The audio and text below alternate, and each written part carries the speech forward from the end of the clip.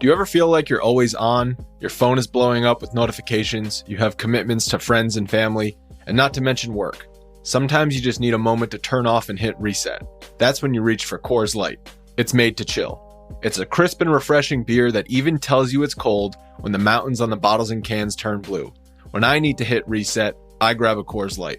Get Coors Light delivered straight to your door with Drizzly or Instacart by going to CoorsLight.com/Blue Wire. Celebrate responsibly. Coors Brewing Company, Golden, Colorado.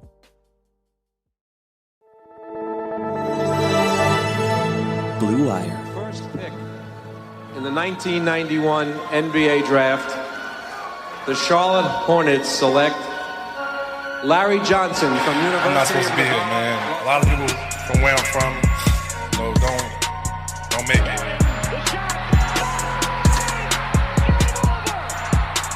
Charlotte, we're back. Welcome to another BuzzBeat, a Charlotte Hornets podcast. This is Richie, and we've been putting out plenty of content lately. So I want to make sure everyone is caught up to speed. About a week and a half ago, I included some exit interview audio from some players. And then in between those, I gave my reaction to those responses that they had with the media. On Friday, we released 2 episodes. One was planned with part 1 of our player grades, and one was an emergency podcast on the firing of James Borrego.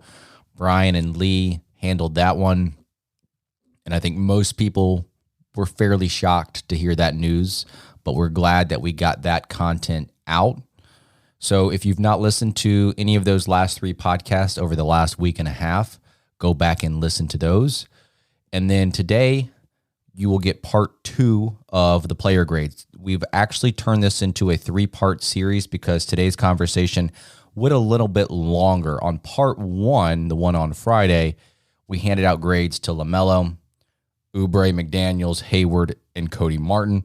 But today's podcast will strictly be on Mason Plumlee and Miles Bridges. And on the following part 3 episode, we will finish it off with Washington and Rozier. So we stuck with 9 players.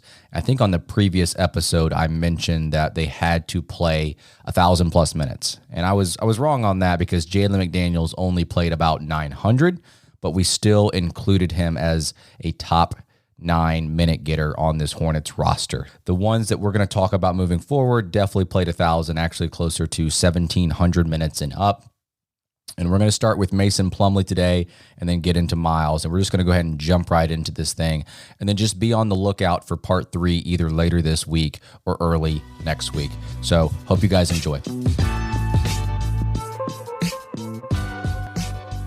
And we're going to start with Mason Plumlee. And I think he is up there for one of the most overly criticized player on the team, especially considering that his production was relatively useful. I think that he did hamper the spacing. I do think that he lacked some rim pressure, sure.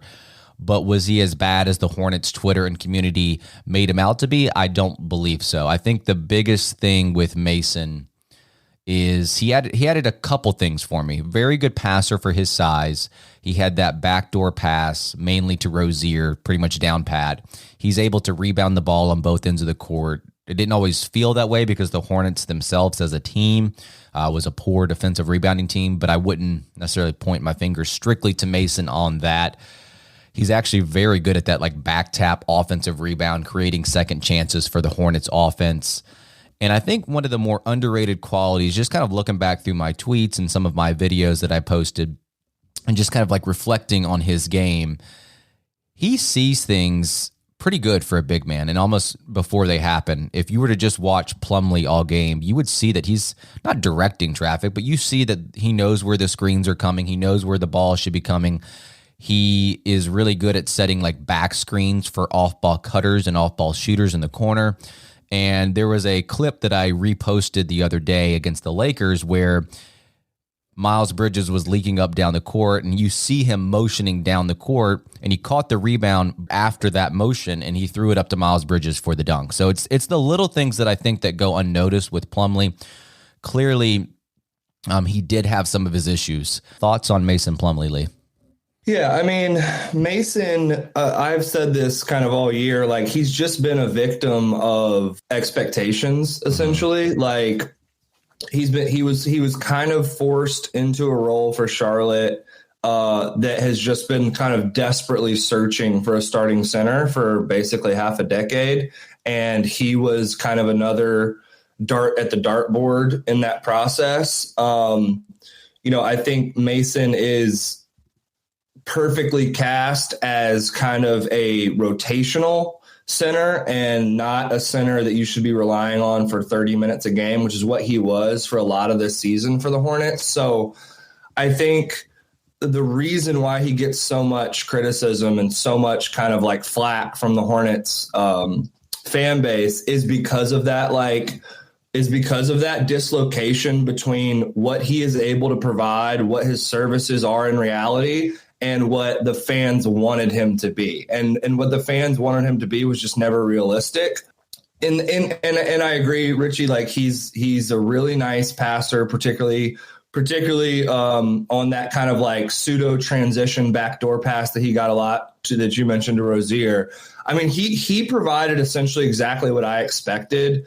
I think because he was coming off of a career year, basically in every way in Detroit on a team that was horrible, but that he was like very featured on. I think I might have expected him to be a little bit better offensively because he was coming off that career year. But other than that, he pretty much provided what I thought. I think you also would wish that Plumlee was like a little bit of a better rim protector because of his size, but he's just never really been that in his career. I mean, he'll block a shot here or there, but he's not a premier rim protector by any stretch of the imagination. So, it's funny. I mean, you look back and you kind of look at his lineup ratings and stuff, and believe it or not, like he is like slightly positive.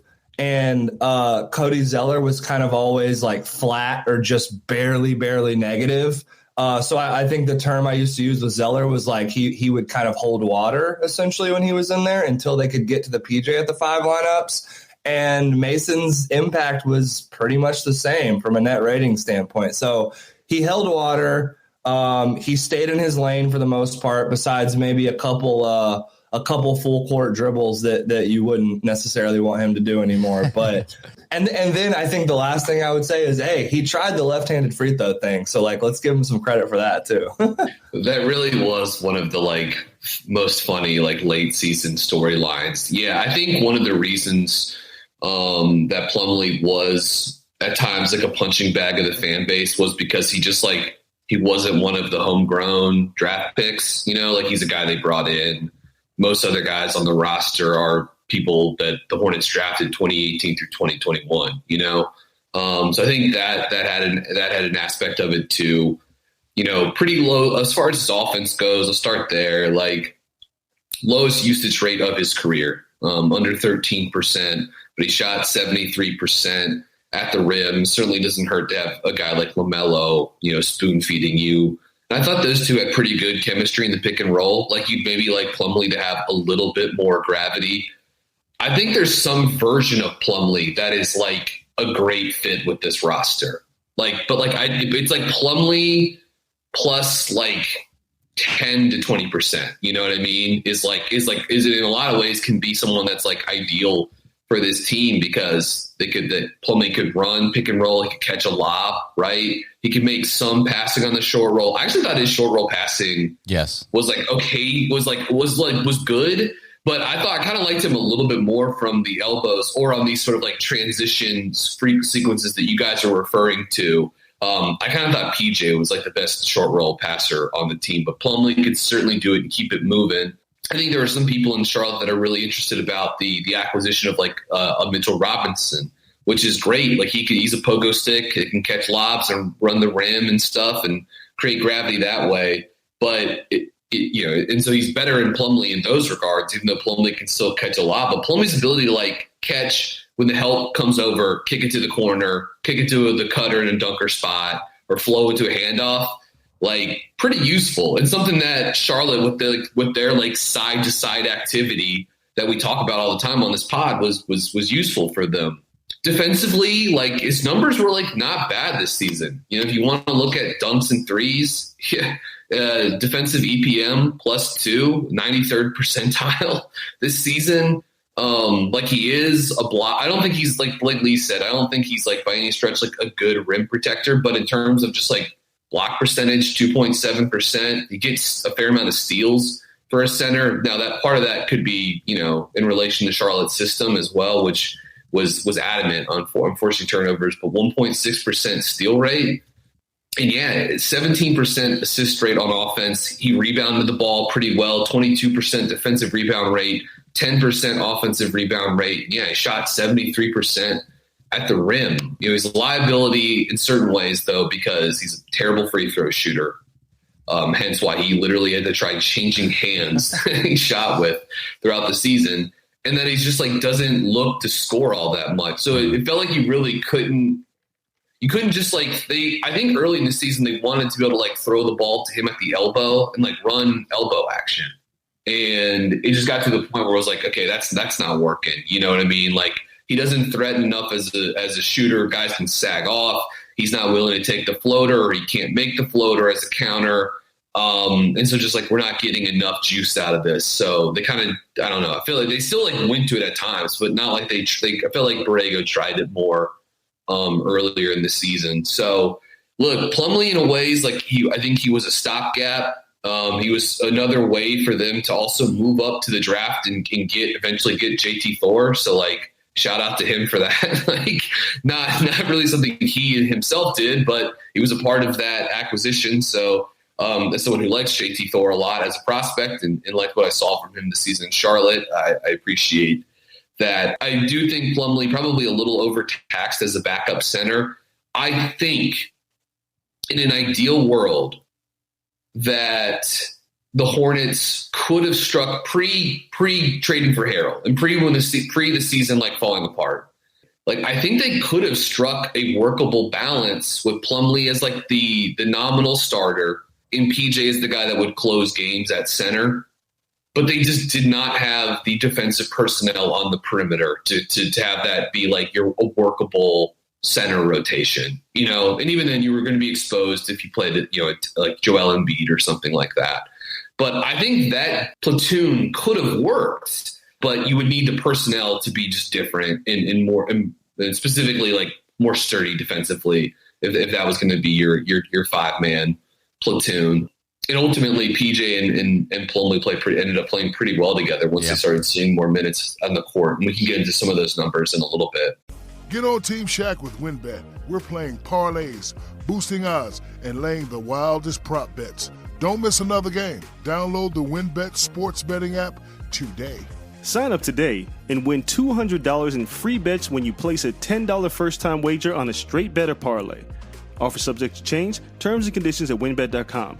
Must be 21 or older and present in the state where playthrough WinBet is available. If you or someone you know has a gambling problem, call 1-800-522-4700.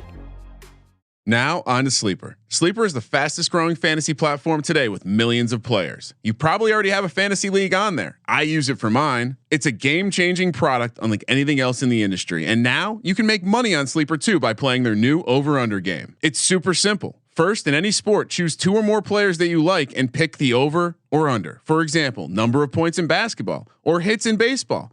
Then choose the amount of money you want to enter into the contest. If you pick correctly, you can win anywhere from 2 times to over 20 times the money you put in. The main reason I'm excited about Over Under on Sleeper, it's the only app where I can join my buddies' contest and play together. It's got a built-in group chat where I can see and copy my friends' picks with the tap of a button. It's insanely fun to ride it out together. Stop what you're doing and download Sleeper now to play their new Over Under game and have fun with your friends, and most importantly, make some money. Make sure you use that promo code BlueWire and Sleeper will match your deposit up to $100. Again, download Sleeper, then use promo code BlueWire when you deposit. Terms and conditions apply. See Sleeper's terms of use for details. If I can go ahead and kick off the letter grade since we've all weighed in on it. Let's do it. I'll go ahead and say a C for Plumlee. Or actually, let me go ahead and say a C- for Plumlee. Again, I think he was mostly.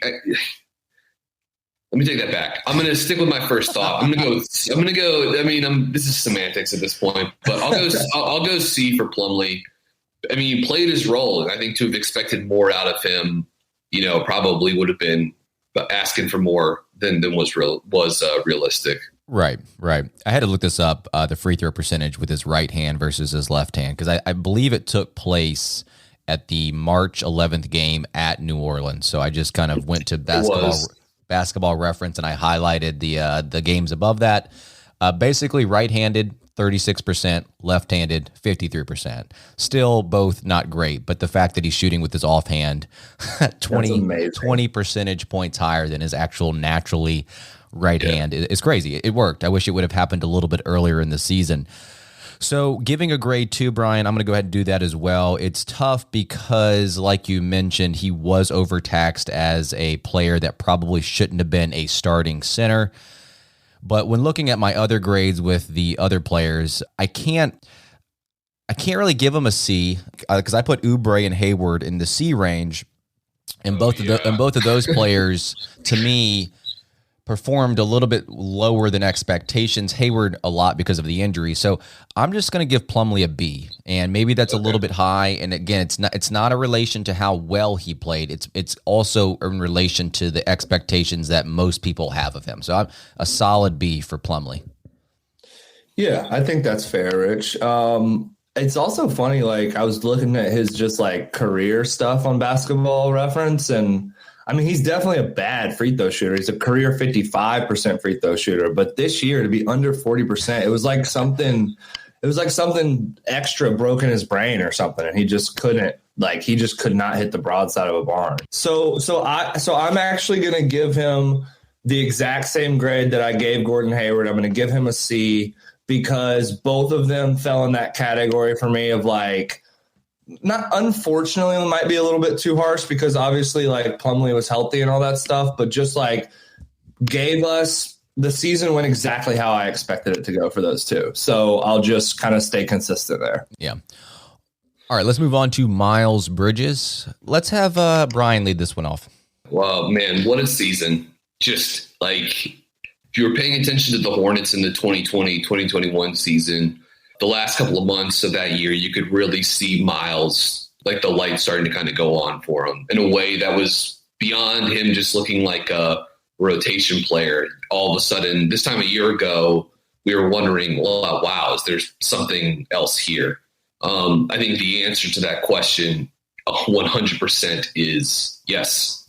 Miles Bridges at age 24 has become truly a forceful and impactful offensive player and an improving defensive player. I think at this point, if you want to give him the two-way player label, you can go ahead and do it. But just a guy that factored into the conversation for most improved player throughout the season. I actually think if Charlotte hadn't fallen off, halfway through the year, 2/3 of the way through the year, he would have stayed in that conversation more with guys like Darius Garland and Ja Morant. But yeah, absolutely one of the most improved players in the league. Huge jumps in terms of usage, 22.1% usage rate this season. He had never been above 19% usage in his career. 15.3% assist rate. Had never been above 11% assist rate in his career. And the turnovers actually dropped this year as well, down to 10.3% turnover rate, which is the lowest since his rookie season. You think about how much Bridges played on the basketball this year. That is pretty damn impressive. Was an absolute force getting to the rim. 46% of his shots at the rim this season. That's the highest since his rookie year. And again, if you're factoring in how much of that came off his own self-creation, Charlotte's best offense at times this season was inverted pick and roll with Miles Bridges, right? Throw it to him at the top of the key, and then have either LaMelo. A lot of times it was Terry Rozier, occasionally Isaiah Thomas, Cody Martin. They mixed James Bouknight. They mixed in all of these guys as screeners or ghost screeners. And Bridges is so good at getting downhill, going to his right hand. He is an incredibly creative finisher. It's something we talk about on here all the time. Even when he's unable to get all the way to the rim, his ability to finish in that short mid-range zone, which is where a lot of his shots come from as well. 40% short mid-range this season, which is okay, not great, but it's enough to, I think, to keep the ship moving. He can finish with either hand. He's got excellent touch. He's not just a dunker. The guy is a complete finishing package around the basket. He shot 68% at the rim, which, again, considering that volume, that damn near half his shots came from in there, plenty of which were self-created, is really, really impressive. Really impressive. He is a tremendously strong player, which, again, is something we talk about all the time. I think occasionally it works against him. He'll get popped for offensive fouls when he puts the shoulders down or barrels into somebody. And he definitely will extend the chicken wing a little bit to shove guys off. But you just see him just toss guys into the third row, when he's and then he'll do that. He'll catch and go, shot fake. He'll drive to his right. He'll push off with his left. Then he'll Euro. Then that guy flies into the crowd. Then he'll Euro back to the other side of the rim and finish over a 7-foot rim protector. He just does wild stuff like that all of the freaking time. 3-point shot fell a little bit this season, or a lot of it this year, down to 34%, but on lots of volume. I mean, he really is his shot chart looks, I guess, kind of how you would like it to. I think maybe at some point we'd like to see a little bit more long mid-range. We've talked about this. That's maybe the next step for him. Only 3% of his shot attempts this year came from the long mid-range, and he just doesn't really have the step-back midi or the pull-up midi in his game. I kind of think that's the next thing for him. He's already a damn good player, but just there were times this season where they were leaning on him to close out games in the pick and roll or isolation, and he can't. There's certain spots on the court he really doesn't excel from. I think of Miles as a tremendously unselfish player and a good passer, can pass with either hand, can make a bunch of different reads in a bunch of different scenarios, catch and go, pick and roll, short roll. You can just move this guy in so many different spots. He can play without the ball. He can work as a screener, a pick and pop guy, a slip guy, a short roll player. He's certainly the best lob finisher, dive guy they had on the roster this season. And yeah, LaMelo to Miles Bridges, kind of the future of the Hornets. LaMelo assists Bridges 134 times this season. 88 of those 134 were rim finishes. 102 out of those 134 were 2-point shots. Only 32 threes assisted from LaMelo to Miles Bridges. But yeah, there's just it's tough to think of too many other nice words. He deserves all the praise. He deserves a big sack of money from the Hornets this offseason. And I know he still can struggle defensively. Sometimes he gets asked to guard guys that are probably a little too quick for him or just maybe a little too skilled. I think he can still occasionally space out when he's off the ball. Or I shouldn't say I think he does occasionally still space out when he's off the ball defensively. But he's also turned into a pretty darn good he can be impactful as the low man defensively. I think he did a nice job this season breaking up lobs at the rim. Pick and rolls happening. He's low man on the weak side, and Bridges was able to fight back and make plays. And I think some of that also just speaks to his effort. You can dunk on Miles Bridges, but he's going to come down and try to block your shot on the next possession. He is a tone setter in so many ways.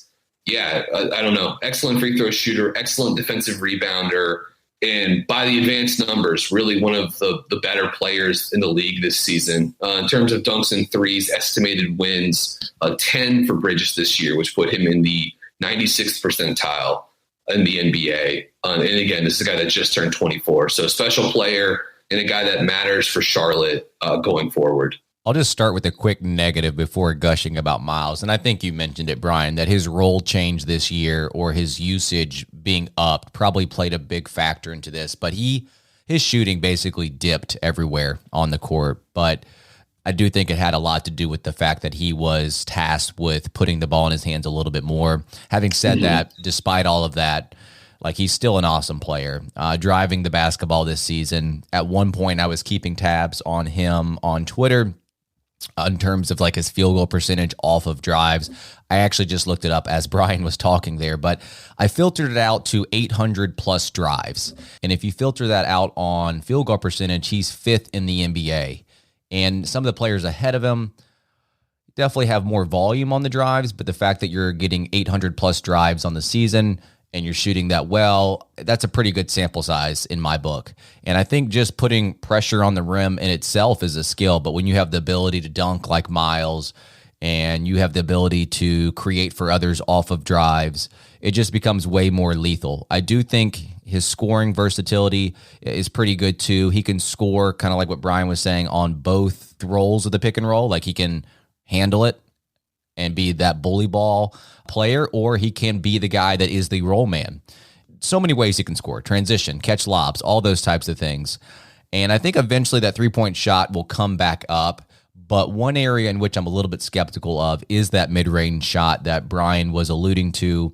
He's he is non-existent there. Like he just doesn't even attempt shots from that spot on the court. So maybe that comes, maybe that doesn't. I'm more hopeful that a 3-point shot actually comes back up than I am. He has some kind of mid-range game. But again, I think that's something that he'll have to develop.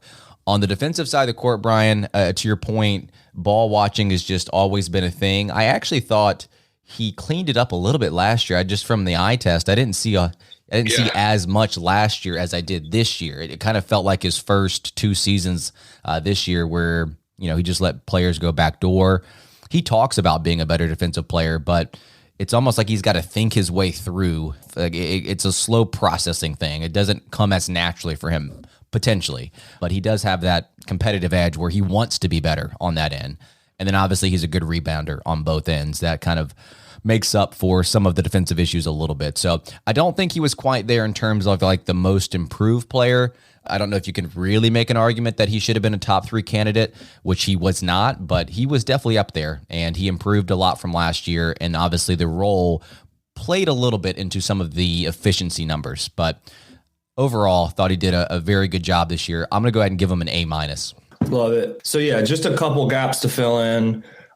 This was my favorite one to kind of prepare for, just because he gave us so much to praise him about. So a couple things on Miles. One, I remember saying multiple times before this year that Bridges was one of those guys who absolutely had improved every single offseason so far this year in the league, but it was fairly marginal improvements. It was a 2 to 3% improvement. You'd notice a little thing here, a little thing there. And then just in totality, he had gotten a little bit better. But it felt like coming into his 4th season that the Charlotte Hornet fan base was kind of waiting. When is this guy going to actually make a significant jump? And lo and behold, here he is this offseason. I mean, I don't know what you would characterize this as, a 20%, 25% improvement. It was a massive, massive leap forward for Bridges. I think Brian alluded to this kind of briefly, but it's really easy to forget that this guy was very, very happy and maybe not content is the right word, but willing and happy to come off the bench last season. Yeah. It's easy to forget that because of what a big jump he made. And you can't imagine Miles Bridges not being a featured starter for this team, but he wasn't last season. And he played that role until the injuries hit. And another thing Brian alluded to, at the end of the year when he was called upon to be more of a usage guy, to be more of a playmaker, he was able to do that and show those flashes. So I think it's just important to remember that Bridges, who is kind of budding into, I don't know, whatever you want to call him, a quasi-star. He's not a superstar, but he's kind of coming into that. He is a very easy guy to play with. He will embrace and take any role that the team gives him, which is important. He played 80 games this year. He was incredibly durable. I think the 2 places I really saw, and you guys have already mentioned this, so I'll keep it brief, but the 2 places that were just so jump off the screen at you for improvements with him was the isolation, self-creation dribble stuff. I mean, dribble combination moves that you had not seen from him that all of a sudden he was using to absolutely abuse defenders. And then the other thing is just him kind of embracing his size and his strength to just absolutely bludgeon guys under and to the rim and to finish. I think that's so important for him moving forward. It just gives him this this other kind of like because of some of his he doesn't have the mid-range stuff yet. So the fact that he can absolutely just punish guys under the basket, I think is really important. Obviously, the raw numbers took a massive jump this year. He averaged 20 a game, 7 rebounds, 3.8 assists in comparison to only 1.9 turnovers. Like he took care of the ball. He made a massive leap as a playmaker, as a passer. He was incredibly important to this team, almost a 2.5 plus net rating when he's on the floor. And then obviously, of course, if you guys already said, like the LaMelo Bridges combination is pretty much everything for this franchise moving forward. The only thing I was going to mention, you guys have already mentioned the 3-point shooting. I think it probably lives somewhere in the middle of what it was last year, which was 40%, and what it was this year, which was like 33. I think if he can settle in that mid kind of like, I think 35 to 36% is all he needs to like really truly be a very efficient basketball player, because then that obviously just sucks defenses out to him even more. The catch and shoot stuff will be more efficient.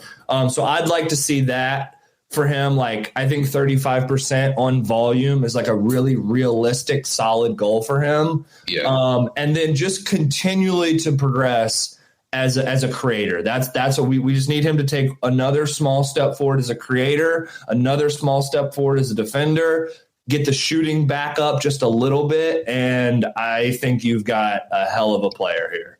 I gave Miles just a straight up A. Like I think with the development arc he's showing, with his age and with kind of his just fit in the modern NBA, this was a dream season for him.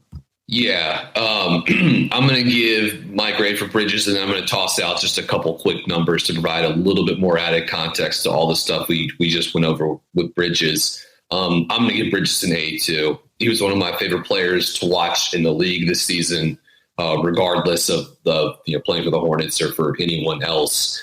So yeah, A for Bridges, but a couple other thoughts here.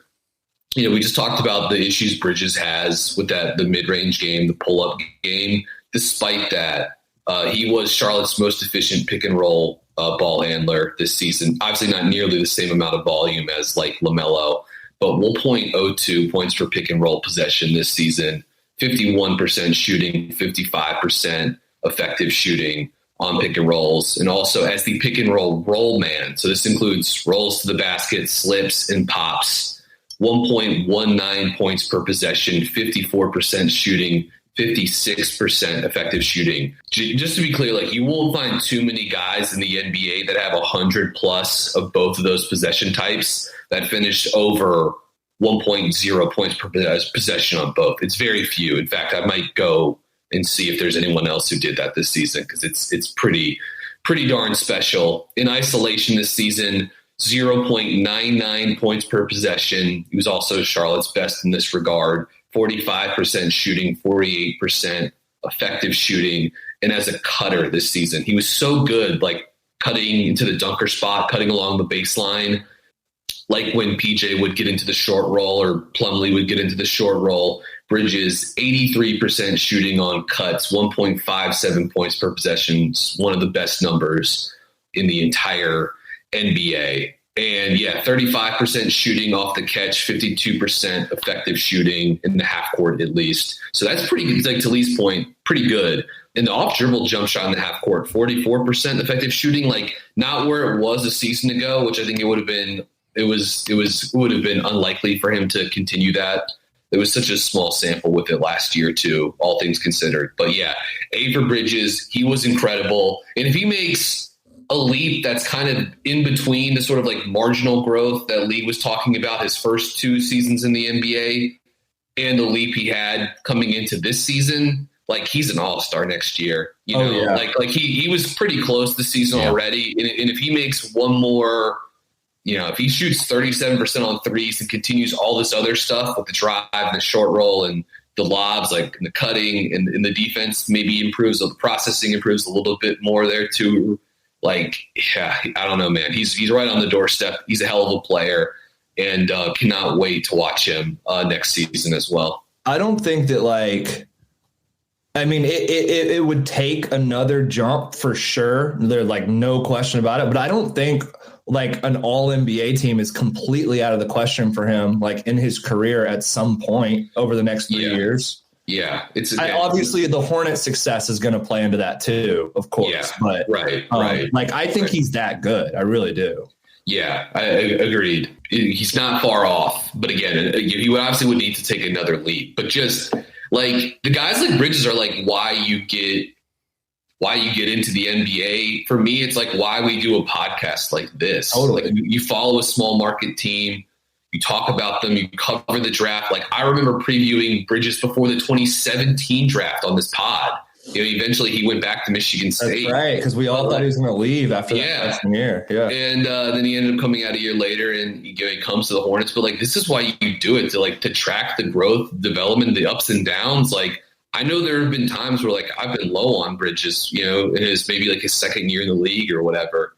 What he's become is just it's incredible, and I think it's actually softened the blow of like when Charlotte really should have fallen off a cliff at times. Like 2 seasons ago when LaMelo and Hayward and Monk all got hurt at the same time. And then this year when Hayward went down and all it was like LaMelo and Bridges to create offense, I think Bridges' development made them a more competent team than they probably would have projected to without those guys before the season started. I'm glad you read off those numbers about Miles Bridges being effective on both ends of the pick and roll as a roll man and as a ball handler. I'm definitely intrigued to see what numbers you find, if there is some kind of volume and efficiency of other players out there that did it at the rate that Miles Bridges did, because that definitely matched my eye test as I was looking back on his season. We're going to go ahead and stop the conversation here. We're going to wrap it up with Mason Plumlee and Miles Bridges. Just to give you guys a recap, I gave Plumlee a B, BG, and Lee gave him a C. For Miles Bridges, I gave Miles an A-. Both BG and Lee gave him an A. On the third part of the episode, you will hear us talk about PJ Washington and Terry Rozier. Like I said, that'll either come out later this week or early next week. And then after that, we might take a week off before we get into draft prospect prep, unless there is some kind of big news regarding the head coaching position. That'll probably be the way the schedule plays out. You'll get part 3 in the future and then maybe take a week off. But we do appreciate all the support that you guys have given us so far. As always, the best way to support us is to go give us a rating and review on Apple Podcast or Spotify. For Lee, for Brian, I'm Richie. We will talk to you guys next time. Have a good one. Charles didn't have just any coronary artery disease. He had Charles's coronary artery disease. Michelle didn't have just any heart attack. She had Michelle's heart attack. At VCU Health Poly Heart Center, we know every heart is unique. And as Virginia's only nationally ranked heart program, we'll keep them beating healthy and strong. VCU Health Poly Heart Center. Learn more at vcuhealth.org/heart.